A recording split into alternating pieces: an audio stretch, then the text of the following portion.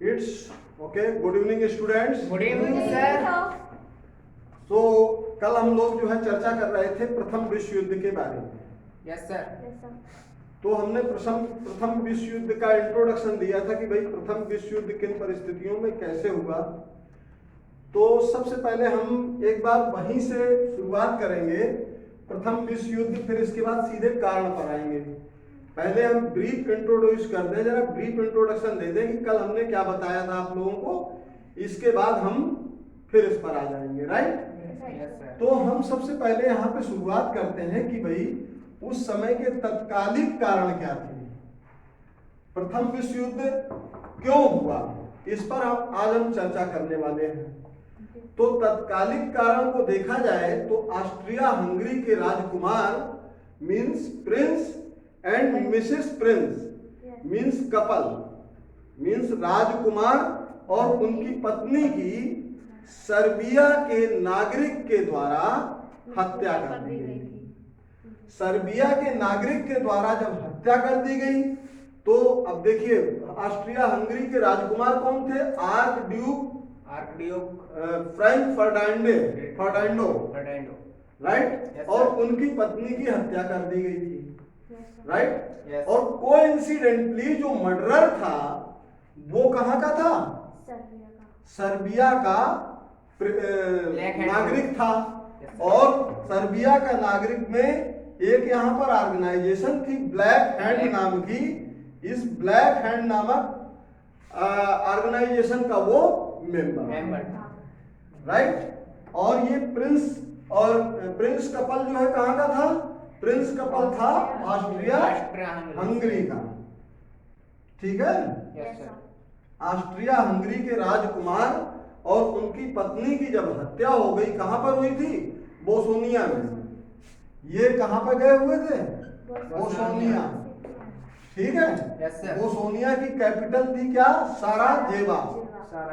Basically यहाँ पर वो विजिट करने गए थे, हस्बैंड वाइफ मींस राजकुमार ऑस्ट्रिया हंगरी के। तो उसी समय सर्बिया का जो नागरिक था उसका क्या नाम था? प्रिंसिप नामक जो है व्यक्ति था जिसने उसकी हत्या कर दी थी। और सर्बिया का जो रूलर था वो भी जो है उसका भी नाम क्या था? प्रिंसिप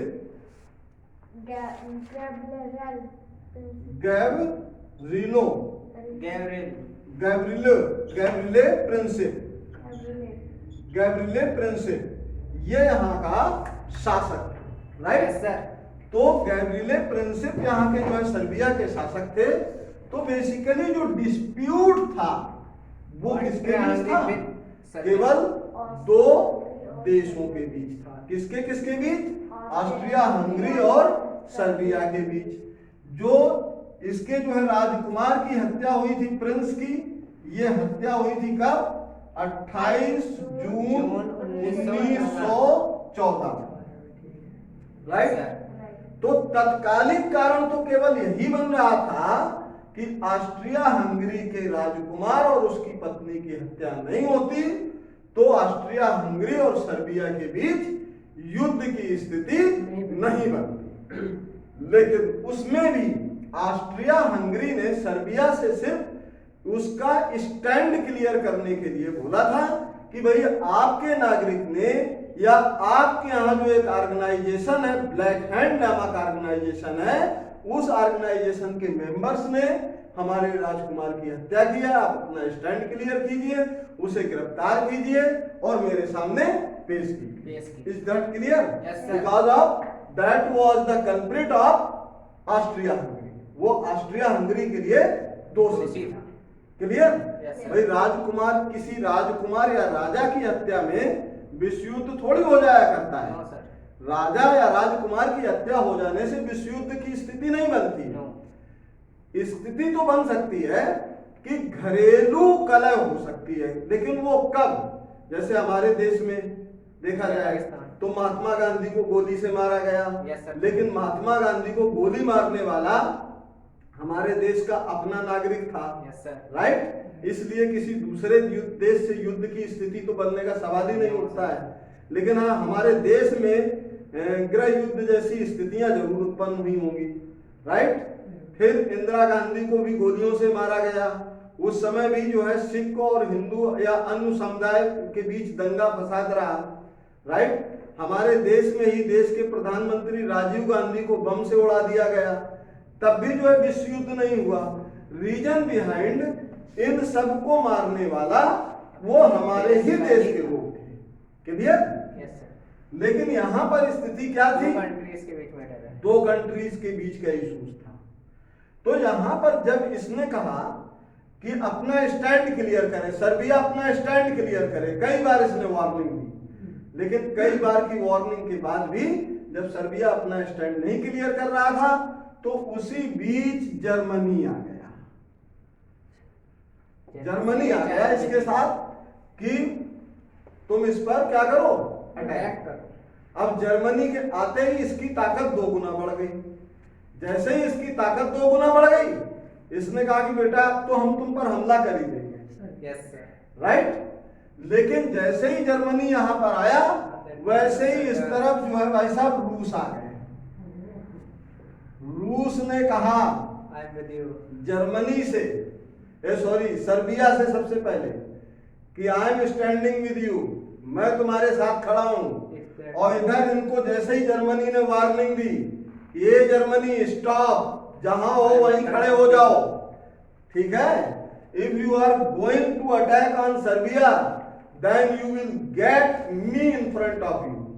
अगर तुम जर्मनी पर अटैक करने जा रहे हो तो मैं क्या करूंगा, मैं तुम्हारे सामने खड़ा हूं। अच्छा, इतनी बात रसिया के कहने के साथ ही जैसे ही इसने इतनी सी बात कही, जर्मनी का ईगो हट गया। उसने तुरंत ऑस्ट्रिया हंगरी से कहा कि तुम पहले पीछे हटो, मैं सबसे पहले रूस को ही देख लेता हूं। देखिए, डिस्प्यूट ऑस्ट्रिया हंगरी और सर्बिया का था। Yes sir. ये अब 2 बड़े देश आमने सामने हो गए, राइट। राइट। यहां 28 जून 1914 को प्रिंस और उसकी पत्नी की हत्या होती है। जर्मनी के आ जाने मात्र से ही, जैसे ही जर्मनी ऑस्ट्रिया के साथ आया, ऑस्ट्रिया हंगरी ने 28 जुलाई 1914 को सर्बिया के अगेंस्ट वार डिक्लेयर कर दिया। जैसे ही वार डिक्लेयर करता है, बिकॉज ऑफ जर्मनी और रसिया के बीच तू में हो चुकी थी। Yes sir. इसी बात को लेकर के, और इसी तू में जर्मनी ने यह कह दिया कि हम ऑस्ट्रिया और सर्बिया को बाद में देखेंगे, सबसे पहले हम रूस से ही निपट लेते हैं, राइट। इसने 1 अगस्त को तुरंत 28 जुलाई 1914 को ऑस्ट्रिया हंगरी युद्ध की घोषणा करता है, वार डिक्लेयर करता है, war declaration against Serbia, right. Pay attention towards the board onwards 1 अगस्त 1914 मींस 1 अगस्त 1914 को जर्मनी वार डिक्लेयर कर देता है किसके अगेंस्ट, रसिया के अगेंस्ट, वार अगेंस्ट रसिया। ये जैसे ही वार डिक्लेयर करता है, वैसे ही रसिया का जो फ्रेंड था, कौन, फ्रांस, जो कि जर्मनी का पड़ोसी था, नेबर किसका था, जर्मनी का पड़ोसी, और रसिया का ये क्या था, फ्रेंड। मतलब रसिया का तो दोस्त था फ्रांस, लेकिन पड़ोसी किसका था, जर्मनी का। अब भाई साहब, अगर हमें आपके पड़ोसी से प्रॉब्लम होगी या आपसे प्रॉब्लम है, लेकिन आपके पड़ोसी से मेरी दोस्ती है, तो मैं क्या कहूंगा, आप जो मेरा दोस्त होगा कि भाई तुम अपने दोस्त को समझाओ, अपने पड़ोसी को समझाओ, राइट। अब देखिए, वो हम पर वार डिक्लेयर कर रहा है, हमारे अगेंस्ट वार डिक्लेयर कर रहा है। तो जैसे ही फ्रांस ने किसको, जर्मनी को समझाने का प्रयास किया, वैसे ही जर्मनी का एक बार फिर से ईगो हर्ट हो गया। जर्मनी कहता, अच्छा तुम हमें बताओगे कि हमें किस पर अटैक करना है, किस पर नहीं करना है। पड़ोसी चुप। तो हमें बताओगे कि हमें किसके साथ क्या करना है, राइट? Yes, sir. इसी बात से जर्मनी का ईगो एक बार और हर्ट हो गया। उसने कहा कि भाई सुनो, हम जो है रूस को बाद में देखेंगे, सबसे पहले तुझसे ही निपट लेता हूं। तू मेरा पड़ोसी है ना, ज्यादा जो है दादा बन रहा है, बीच में ज्ञान बांटता घूम रहा है। सबसे पहले मैं तुझसे ही युद्ध करूंगा, राइट? तो ऑन वॉर 3 अगस्त 1914 मीन्स 3 अगस्त 1914 को, सॉरी यहाँ पे थोड़ी सी जवान लड़खड़ाई थी, 3 अगस्त 1914 को जर्मनी ने फ्रांस के अगेंस्ट वॉर डिक्लेयर किया। अब देखिए, फ्रांस के अगेंस्ट भी वॉर डिक्लेयर हो गया। अब बड़ी समस्या है भाई, जो इसको समझाने की कोशिश करे उसी के अगेंस्ट वॉर डिक्लेयर, मतलब पूरी तरह से दादागिरी पे तानाशाही पे उतर चुका था, राइट? Yes, sir. अब फ्रांस पर अटैक करने के लिए इसको बेल्जियम के रास्ते से जाना था। कहां के रास्ते से जाना था? बेल्जियम के रास्ते से जाना था, क्योंकि बेल्जियम बीच में पड़ रहा था। और बेल्जियम की सिक्योरिटी मींस प्रोटेक्शन का की जिम्मेदारी, रिस्पॉन्सिबिलिटी उस समय किसकी थी? इंग्लैंड की थी या ब्रिटेन की कह सकते हैं, Yes, sir. राइट? तो बेल्जियम ने साफ मना किया कि भाई आप मेरे रास्ते से क्यों आ रहे हो, किसी और रास्ते से जाकर के युद्ध कर लो, फ्रांस से निपट लो जाकर के। तो भाई साहब इनको जो है गुस्सा आ गया जर्मनी को। ये 5 अगस्त को कहते हैं कि भाई सबसे पहले हम जो है फ्रांस को बाद में देखेंगे, सबसे पहले बेल्जियम से ही निपटूंगा, सबसे पहले बेल्जियम से ही निपट लेता हूं। जैसे ही इसने बेल्जियम के अगेंस्ट वॉर डिक्लेयर किया, इंग्लैंड आ गया।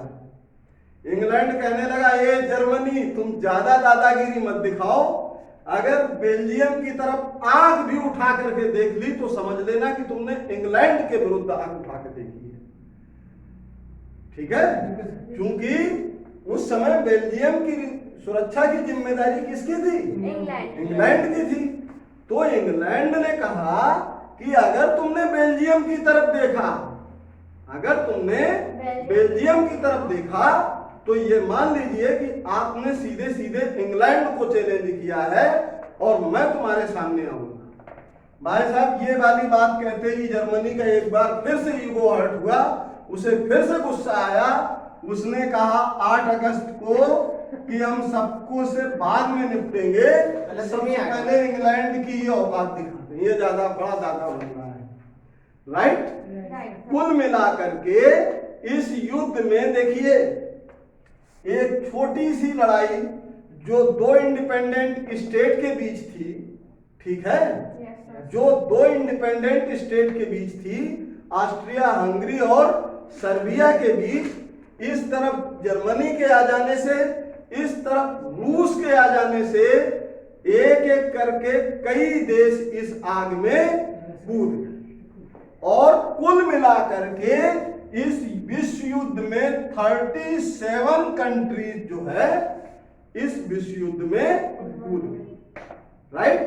तो ये कल हमने इंट्रोडक्शन दे दिया था, काफी डीप एंड डिटेल दिया था, और हमने चर्चा करना था बेसिकली इस विश्व युद्ध के प्रमुख कारण क्या थे। तो बेसिकली अब हम कारणों पर ही डिस्कस करेंगे, राइट? इसको हम रब कर दे रहे हैं, ठीक है? तो यहां पर हेडिंग रहेगी causes of world war first, right? तो the causes of world war first. तो अगर इसके कारणों पर जाएं तो इसका सबसे प्रमुख कारण है द यूनिफिकेशन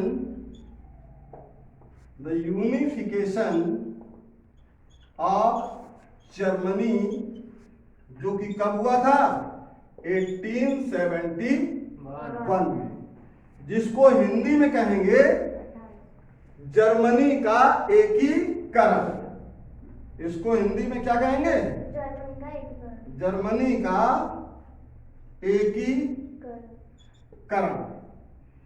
ये एक बड़ा कारण था प्रथम विश्व युद्ध का। अब आप कहेंगे सर ये बड़ा कारण कैसे था, तो जरा इस पर डिस्कस कर लेते हैं कि ये प्रथम विश्व युद्ध का बड़ा कारण क्यों बना, कैसे बना, और एकीकरण का अभिप्राय समझ लेते हैं। राइट? तो यहां पर देखिए 1871 तक जर्मनी की जो राजनीति में भूमिका थी वो पूरी तरह से निष्क्रिय थी। Means Germany was completely inactive in politics. Germany was completely inactive in politics. Means Germany राजनीति में पूर्ण रूप से क्या था? निष्क्रिय था। मतलब जर्मनी राजनीति करना नहीं जानता था। Is that clear? Yes sir. ये पॉइंट क्लियर है? Yes sir. लेकिन 1871 में हुआ क्या था? बेसिकली 1871 में बिस्मार्क, ये नाम याद रखिए, मैंने आपको बताया था कि मींस जो आपका विश्व युद्ध 1914 में हुआ था। विश्व युद्ध कब हुआ था? 1914 में। मींस ऑन 1914 विश्व युद्ध कब हुआ? 1914 में। But script of that world war first was written in 1871 by Bismarck. Clear? Yes sir. Means किंतु कहने का मतलब यह है हमारा कि उस प्रथम विश्व युद्ध की जो पटकथा है वो 1871 में बिस्मार्क के द्वारा लिखी गई थी। बिस्मार्क ने बेसिकली क्या था?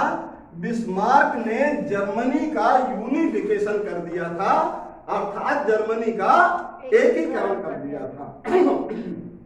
जर्मनी का क्या कर दिया था? एकीकरण कर दिया था।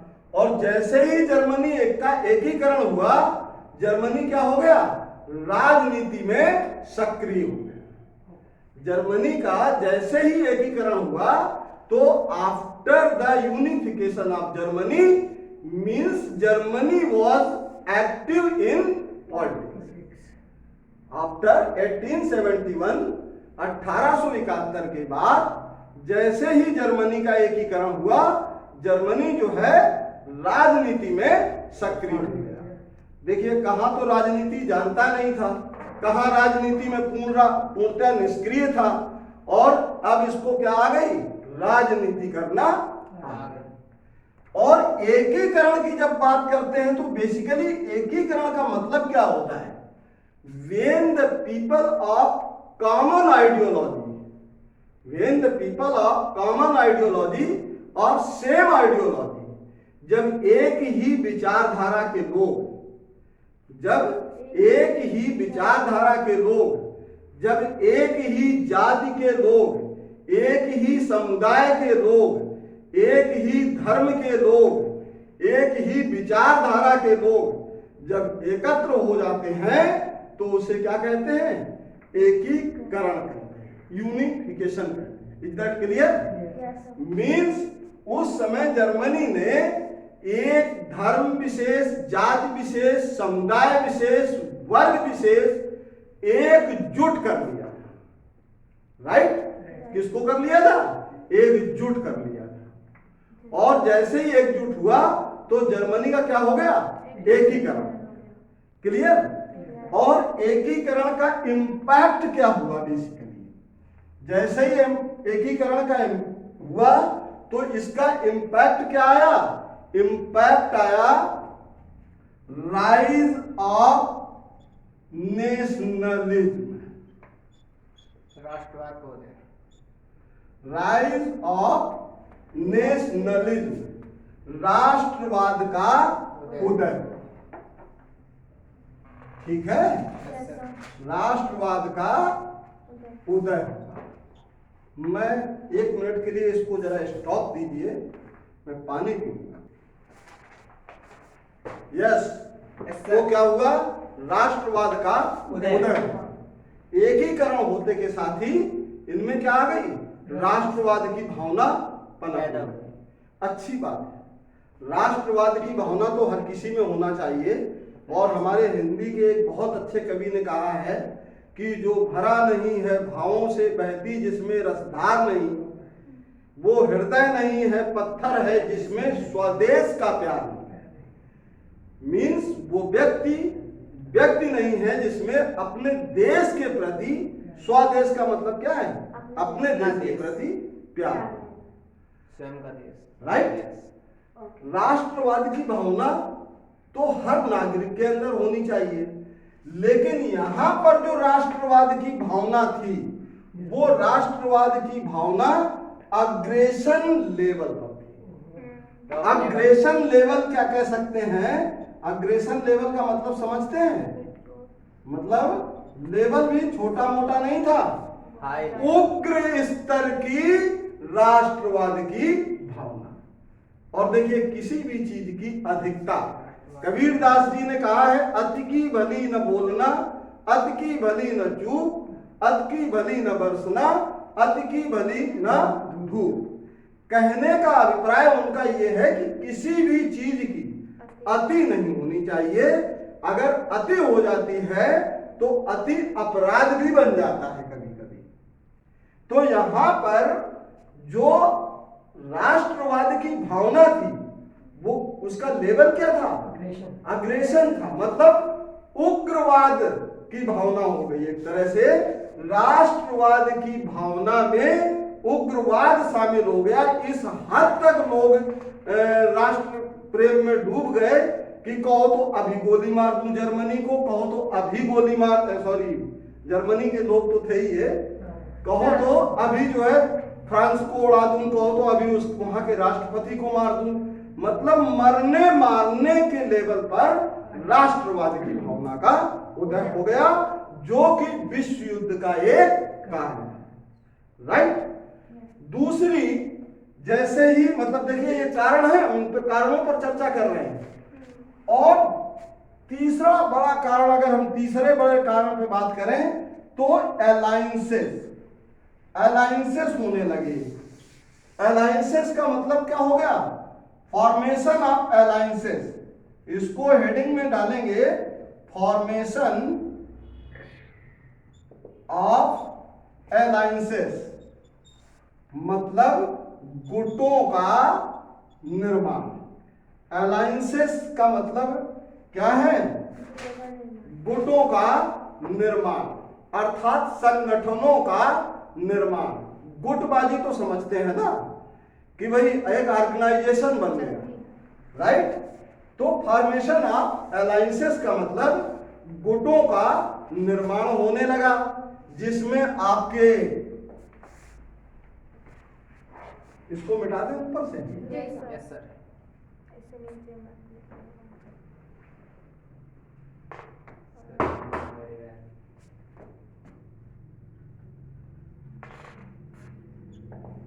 Formation of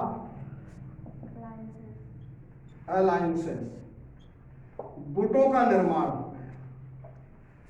right. और गुटों के निर्माण में क्या? ड्वेल अलायंसेस, जिसको हिंदी में कहते हैं द्वैत संधि। द्वैत संधि, दो देशों के बीच आपस में क्या हो जाना? संधि हो जाना, मित्रता हो जाना, राइट। क्या हो जाना? दो देशों के बीच आपस में मित्रता हो जाना। और ये पहली मित्रता जो हुई थी, पहली जो संधि हुई थी 1879 को हुई थी, जो किसके बीच हुई थी? Germany and Austria Hungary. देखिए, ये अभी 1871 में राजनीति करना सीखे हैं और 1879 में इन्होंने क्या कर लिया? एक संधि कर ली, द्वैत संधि कर ली। और ये अलायंसेस का मतलब क्या है? बेसिकली अलायंसेस का मतलब है कि अगर आप पर कोई आपत्ति विपत्ति आएगी, किस टाइप की थी, डिफेंडिंग अलायंसेस था। डिफेंडिंग अलायंसेस का मतलब कि अगर ऑस्ट्रिया हंगरी पर कोई दिक्कत आएगी तो जर्मनी उसको सपोर्ट करेगा, और अगर जर्मनी पर कोई प्रॉब्लम होगी तो ऑस्ट्रिया हंगरी उसको सपोर्ट करेगा। एक म्यूचुअल अलायंस, एक म्यूचुअल अंडरस्टैंडिंग एक तरह से साइन हो गया, एक म्यूचुअल एग्रीमेंट हो गया जिस पर बोथ द कंट्रीज साइन, जिस पर दोनों कंट्री ने हस्ताक्षर कर लिए। और ये ड्वेल अलायंस जो था, जो द्वैत संधि थी, that was secret alliance. Secret alliance in the sense Austria Hungary और जर्मनी के अड़ोसियों पड़ोसियों तक को भी नहीं पता चला कि इन्होंने क्या आपस में संधि की। इसी बीच आ जाता है आपका ट्रिपल अलायंस। क्या आता है, ट्रिपल अलायंस मींस, इसको हिंदी में कहते हैं त्रिगुटी या त्रिगुट। त्रिगुट का मतलब होता है कि तीन तीन राष्ट्रों के गुट बनाना। तो अब देखिए यहां पर, जहां अभी हमने क्या बताया था, जर्मनी और रूस के बीच तलवार खिंची हुई थी। जर्मनी और रूस के बीच तलवार खिंची हुई थी। और ये जो ट्रिपल अलायंस हुआ है, कब हुआ है, 1882 को। कब हुआ है, 1882 को ट्रिपल अलायंस साइन होता है। और इसको साइन करने वाले कौन कौन होते हैं, इसमें होते हैं Germany, Austria Hungary, right, Germany Austria Hungary as well रूस, अर्थात रसिया। सर रूस ऑस्ट्रिया हंगरी के साथ संधि कर रहा है। Exactly, Germany, Austria Hungary and Russia, that was first triple alliance जिसमें रूस भी शामिल था। आप इन चीजों को देखिए, बहुत गौर से समझिएगा। यहाँ पर नहीं, आप हाँ, कुछ आपके दिमाग में कुछ डाउट चल रहा है। आप यही कह रहे होंगे कि सर अभी तक तो आप इन दोनों के बीच में दुश्मनी की बीज बो रहे थे, और अब आप कह रहे हो कि ये एक ही संधि में थे। एग्जैक्टली दैट वाज हैपन, ये हुआ था। ये हुआ था कि जो फर्स्ट ट्रिपल अलायंस 1882 को साइन किया गया था, उसमें पहली जो ट्रिपल अलायंस साइन हुई थी उसमें जर्मनी, ऑस्ट्रिया हंगरी और रसिया थे। लेकिन बाद में हुआ क्या, रसिया ने स्वयं को before the first world war अलग कर लिया था। बिफोर फर्स्ट वर्ल्ड वार, आप इसको कह सकते हैं बिफोर WW1, एक मतलब वर्ल्ड वार फर्स्ट से पहले रसिया ने स्वयं को क्या कर लिया था, अलग कर लिया था। और रसिया के अलग होते के साथ ही यहां पर कौन आ गया, इटली आ गया। कौन आ गया, इटली आ गया। रसिया की जगह पर इटली हो गया। Is that clear? तो आपने देखिए ये पढ़ा होगा। हाँ बोलो। इटली तो रूस के सपोर्ट में था। पहले बेटे हम अभी यहाँ पे कारण पैदा कर रहे हैं ना, कारण तो पैदा कर लेने दो। कौन किसके सपोर्ट में कहां पे था उस पर हम डिस्कस करेंगे ना। हमने आपको बताया यहां पर कोई युद्ध नहीं हुआ था। अभी तो हमने आपको बोला कि 37 कंट्रीज आपस में लड़ रही थी, यही तो बताया ना। 37 कंट्रीज में मैंने कल भी आपको बताया जिसमें करीब 2 करोड़ लोग मारे गए। 2 करोड़ में 1 करोड़ 10 लाख, 1 करोड़ लगभग वो जो है आर्मी मारी गई थी। 60 लाख से ज्यादा सिविलियन मारे गए थे। 45 लाख से ज्यादा लोग घायल भी हुए थे, राइट। तो अभी आप ये देखिए, हम पॉइंट पर जा रहे हैं कि भाई इस बीच हुआ क्या क्या था। हुआ ये था कि 1882 को 1882 में ट्रिपल अलायंस साइन होता है जिसमें जर्मनी, ऑस्ट्रिया हंगरी और रसिया इसको साइन करते हैं कि अगर हम आपस में अगर किसी पर कोई दिक्कत आएगी तो हम लोग एकजुट होकर के उस परेशानी का मुकाबला करेंगे, उस एक्सटर्नल वार को से डिफेंड करेंगे, या हम उस एक्सटर्नल वार के अगेंस्ट में रिप्लाई देंगे, राइट, क्लियर हो गया। लेकिन मैंने कहा कि before WW1 means world war first से पहले रसिया ने स्वयं को इस ट्रिपल अलायंस से अलग कर लिया। रसिया जब अलग हुआ तो इसकी जगह पर कौन आ गया? इटली आ गया। तो जो ये अलायंसेस थे, ये भी एक जो है क्या था? कारण था। क्या था? कारण था विश्व युद्ध का, राइट। प्रथम विश्व युद्ध का कारण था।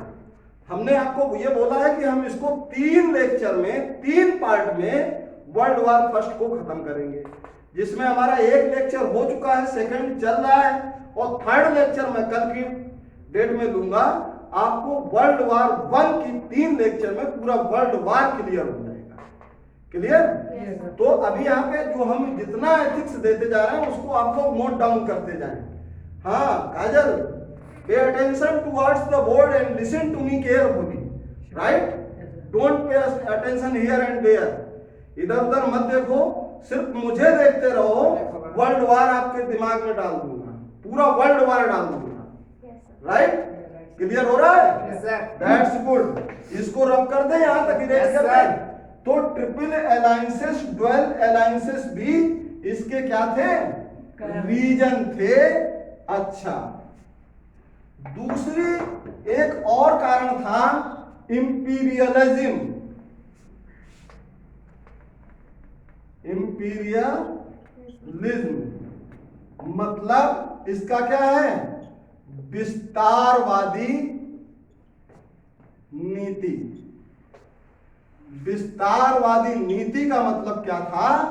कि हर दूसरा देश एक दूसरे देश को गुलाम बनाने पर तुला हुआ था, राइट। और ये दौर कौन सा चल रहा था? ये दौर था इंडस्ट्रियल रेवोल्यूशन का दौर। कौन सा दौर चल रहा था? इंडस्ट्रियल रेवोल्यूशन मतलब औद्योगिक क्रांति का पीरियड चल रहा था। और औद्योगिक क्रांति आप समझते हैं ना, 1853 में इंग्लैंड से शुरू हुई थी। क्यों भाई? अगर हम इसकी गुड,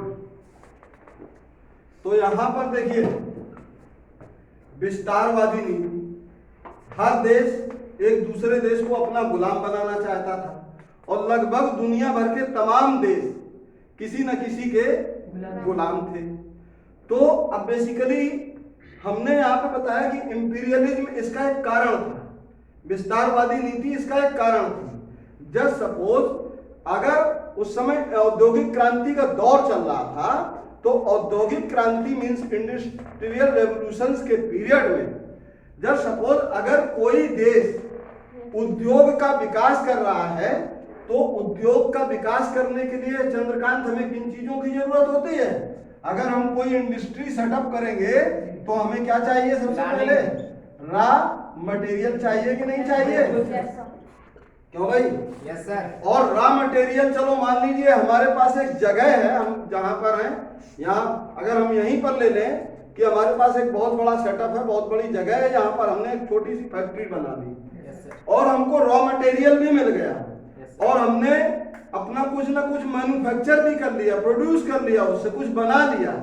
तो बनाने के लिए फिर हमें क्या चाहिए? बाजार चाहिए, नो मार्केट चाहिए।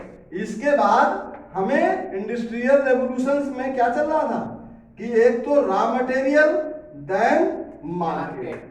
अब मार्केट सर्च करने के लिए दुनिया के बड़े बड़े देश including Germany, Spain, France, Belgium,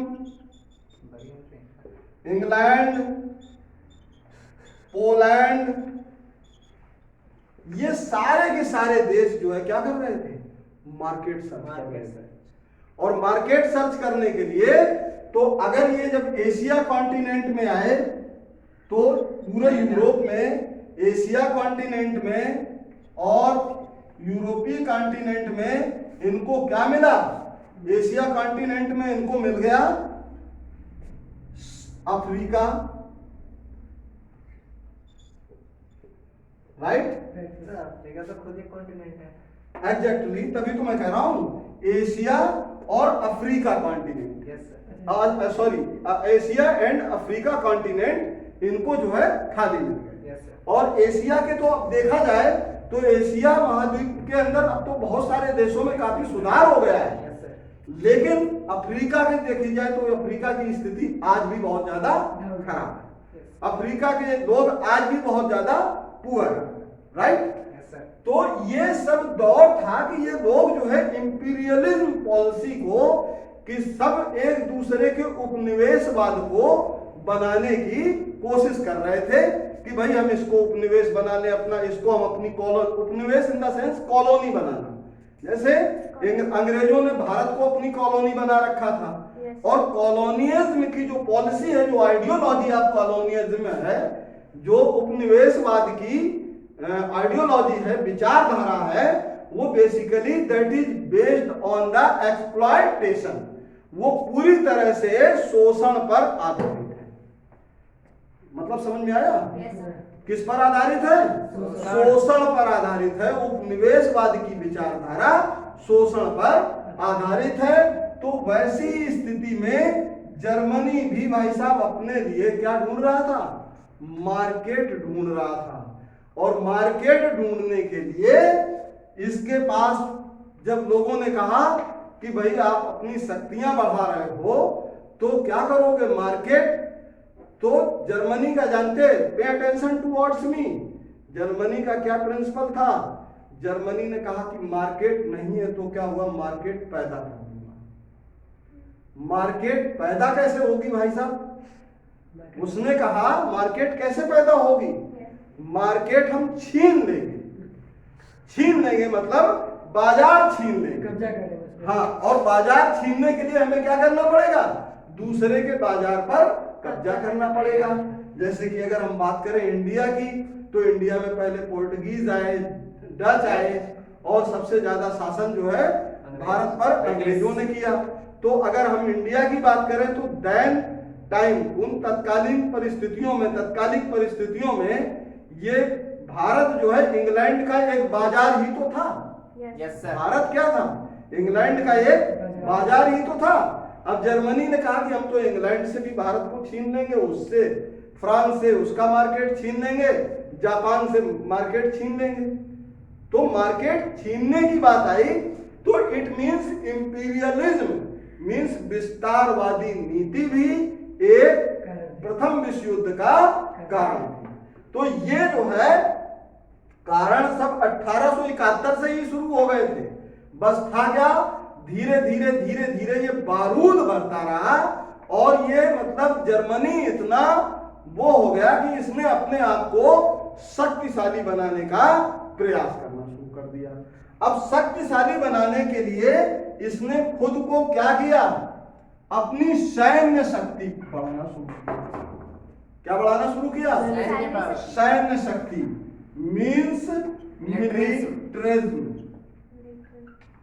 right. Militarism means सैन्यवाद। तो जर्मनी ने कहा अगर हमें लोगों से कुछ छीनना है तो हमें अगर हम किसी से कुछ छीनने जाएंगे तो कमजोर बन के तो नहीं छीन सकते हैं भाई साहब, राइट। हमें क्या करना पड़ेगा? ताकतवर बनना पड़ेगा। तो ताकतवर बनने के लिए उस समय जर्मनी ने अपनी कुल जीडीपी का 80%, राइट, सॉरी 85%, इसको आप 80 to 85% कह सकते हैं। 80 to 85% एग्जैक्ट फिगर कभी मत दो, राइट। कभी कभी फिगर जो है थोड़ा बहुत लड़खड़ा सकता है, अप एंड डाउन हो सकता है। मींस जर्मनी ने 80 से 85% कुल जीडीपी का मिलिट्री पर खर्च करना शुरू कर दिया। किस पर शुरू कर दिया? मिलिट्री पर। मिलिट्री पर खर्च करने का मतलब है arms production of new technology, नई तकनीकी के क्या? हथियार, अस्त्र शस्त्र, राइट, शस्त्र बनाना शुरू कर दिया। शिपिंग मतलब पनडुब्बियां बनाने लगे, ये पानी वाले जहाज, राइट। और आपके लिए, आपकी जानकारी के लिए बता दूं कि दुनिया का सबसे बड़ा जहाज इम्पीरेटर, कौन सा जहाज? इम्पीरेटर, दैट वाज ऑफ जर्मनी, वो जर्मनी का ही था। पानी वाला सबसे बड़ा लड़ाकू जहाज इम्पीरेटर किसका था? जर्मनी का था। तो जर्मनी ने कहा हमारे पास इम्पीरेटर जैसा जहाज है, हमारे पास सशस्त्र सेना बड़ी मजबूत है। और उस समय चूंकि हमने कहा कि मिलिट्रिज्म का, इन्होंने सैन्यवाद की भावना जो है किसमें जगा दी? आम नागरिकों में जगा दी। और यह तय कर दिया कि देश का प्रत्येक नागरिक कम से कम every citizen of Germany should be trained by military training. Means Germany का प्रत्येक नागरिक मिलिट्री की ट्रेनिंग, आर्मी की ट्रेनिंग से प्रशिक्षित होना चाहिए, ट्रेंड होना चाहिए। क्लियर? Yes sir. ये चीज क्लियर हो गई? Yes, sir. और जब हर व्यक्ति जूडो कराटे जानता होगा तो झुक करके नमस्कार करके कौन जाना चाहेगा? जो कमजोर होगा, राइट? जब कमजोर बचा ही नहीं कोई, हर आदमी मिलिट्री की ट्रेनिंग लेकर के तैयार खड़ा है। ऐसा नहीं है कि वहां पर लोग फल सब्जियां नहीं बेचते थे, ऐसा नहीं है कि वहां पर लोग बूट की पॉलिश नहीं करते थे या बूट मेकर्स नहीं थे। मीन्स वो बूट मेकर्स तो थे, but they were trained by the military training. Right? वो ऐसा क्यों था कि जरूरत पड़ेगी तो हमारे देश का कोई भी नागरिक बंदूक उठा करके सीमा पर लड़ने चला जाएगा। तो कहने का मतलब ये था कि जर्मनी ने कहा कि हमारे यहाँ का बच्चा नहीं है, सैनिक है। Is that clear? Yes sir. तो ये मिलिट्री सैन्यवाद पर जो इन्होंने पैसा खर्च किया, राइट? और ये सिर्फ जर्मनी ने ही नहीं किया, उस समय दुनिया भर के तमाम देश ऐसा कर रहे थे। जैसे कि आज अगर हम बात करें इजराइल की, तो इजराइल के बारे में कहा जाता है कि इजराइल का हर नागरिक अपने आप में एक सैनिक। वो 11th-12th में बच्चा पढ़ता है, उसको सेना की ट्रेनिंग पहले देना शुरू कर दें। आप सेना में नौकरी कर रहे हैं नहीं कर रहे हैं ये चीज मैटर नहीं करती है। आप जो है सेना की ट्रेनिंग पूरी तरह से आप प्रशिक्षित हो, राइट? कि कभी अगर जरूरत पड़ जाए, देश पर कोई आपत्ति विपत्ति आ जाए, तो देश का हर नागरिक हथियार चलाना जानता हो, देश का हर नागरिक युद्ध लड़ना जानता हो। तो ये जो है कारण, right? Means rise of nationalism, राष्ट्रवाद की भावना का उदय होना, लेकिन राष्ट्रवाद की भावना उग्रवाद तक की हद तक उदय होना, ये एक बहुत बड़ा कारण था। और जर्मनी का एकीकरण होना और मिलिट्री मीन्स सैन्यवाद का बढ़ावा देना और क्या कहते हैं विस्तारवादी नीति, ये जो है एक बड़े कारण थे जिनकी वजह से जो है क्या हुआ, प्रथम विश्व युद्ध हुआ। अब हम इसके आगे के अगर हम टॉपिक पर बात करें तो इसके आगे के टॉपिक पर हमने आपको थोड़ा सा ये नेक्स्ट टॉपिक में, नेक्स्ट लेक्चर में ये पूरा जो है आपका कवर हो जाएगा। बेसिकली अगर हम बात करें विश्व युद्ध की, तो विश्व युद्ध पर बहुत ज्यादा लंबा चर्चा करने की जरूरत नहीं। उस समय दो ही शक्तियां थी, जानते हो, जिनके बीच युद्ध हुआ था। Yes sir. विश्व युद्ध में अगर आप ऐसे गिनोगे तो कहोगे यार 37 कंट्रीज लड़ रही थी, अब कौन किसके अगेंस्ट लड़ रहा था ये समझने की बात है। लेकिन आप इतना लंबा ना समझो कि कौन किसके अगेंस्ट लड़ रहा था। अभी आपको सब कुछ पता चल जाएगा ये 37 कंट्रीज कौन किसके विरुद्ध लड़ रहे थे और क्यों लड़ रहे थे। क्यों का तो हमने लगभग कारण बता ही दिए हैं। अगर एक आध कारण और भी रह गया होगा तो नेक्स्ट लेक्चर में, कल वाले लेक्चर में वो कंप्लीट हो जाएगा, राइट? Yes sir. तो बेसिकली जो ये दो, मैंने कहा कि दो ग्रुपों के बीच, दो गुटों के बीच, दो समुदायों के बीच युद्ध चल रहा था। तो उस समय एक तो था सेंट्रल पावर, केंद्र शक्ति, right? Central power and allied powers. ये दो शक्तियों के बीच युद्ध चल रहा था और कुछ नहीं था। ये 37 कंट्रीज जो लड़ रही थी, ये बेसिकली इसमें एक तरफ थे सेंट्रल पावर्स, मींस धुरी शक्ति, इसको हिंदी में कह सकते हैं, क्या कह सकते हैं? धुरी राष्ट्र। धुरी राष्ट्र, या इसको अंग्रेजी में सेंट्रल पावर को एक्सिस राष्ट्र भी कहते हैं। क्या कहते हैं? Axis nation, right. और ये अलाइड पावर में फ्रेंड नेशंस आ जाते हैं, फ्रेंड नेशंस, मित्र राष्ट्र, राइट। तो बेसिकली दो ही शक्तियां थी विश्व युद्ध में, बहुत ज्यादा कुछ समझने की जरूरत नहीं है, राइट। अब यहाँ पे एलाइड फ्रेंड्स कौन है, मतलब एलाइड पावर्स कौन कौन से थे, राइट, और एक्सिस नेशंस कौन कौन से थे, इन पर हम चर्चा कर देते हैं, सारी चीजें क्लियर हो जाएंगी। एक तरफ एलाइड पावर, एक तरफ central axis powers. Clear? Yes, sir. Now today's topic over. अच्छा, अभी तो दोस्ती